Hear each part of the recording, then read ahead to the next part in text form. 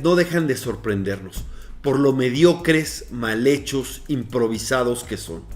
En un gimnasio con pésima acústica, con un calor endemoniado, en donde los diputados sentaron a sus achichincles en las sillas para simular que tenían quórum, aprobaron la reforma judicial.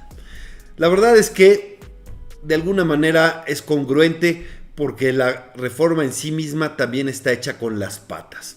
Está hecha por por un lado la ambición de poder de controlar al Poder Judicial, y por el otro lado el hígado de vengarse de quienes no pudieron someterse a los designios de nuestro, pues, ¿qué te digo?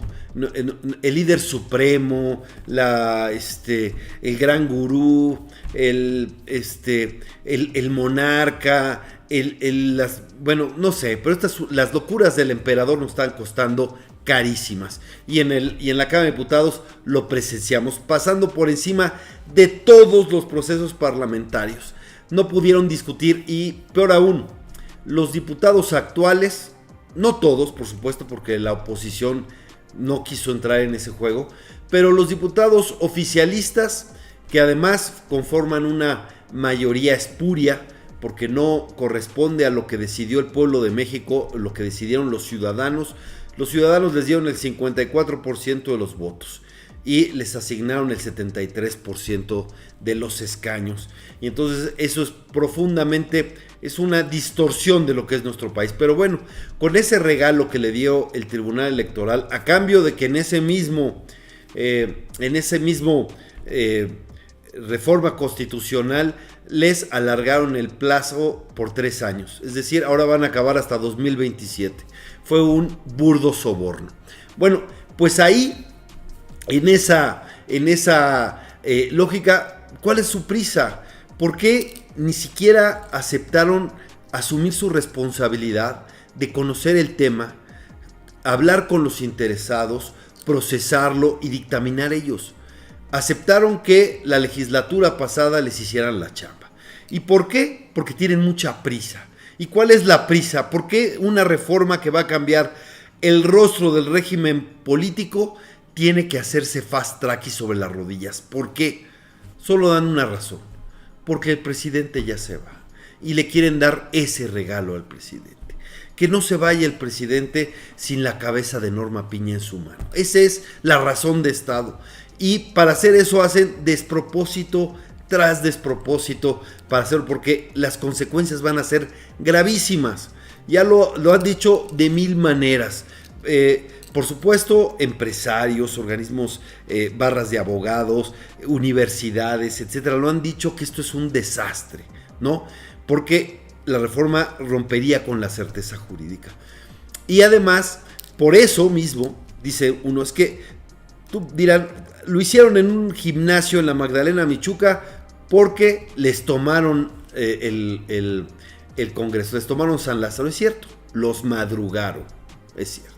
¿Y quiénes los madrugaron? Los trabajadores del Poder Judicial, que están movilizados porque no fueron tomados en cuenta, porque hicieron unos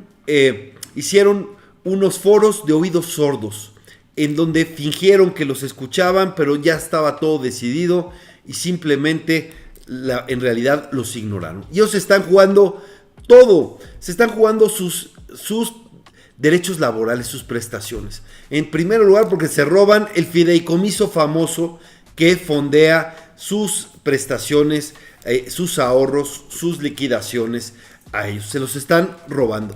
Y segundo, porque acaban con la carrera judicial. Y entonces van a tener que cambiar toda su perspectiva de vida, ¿no?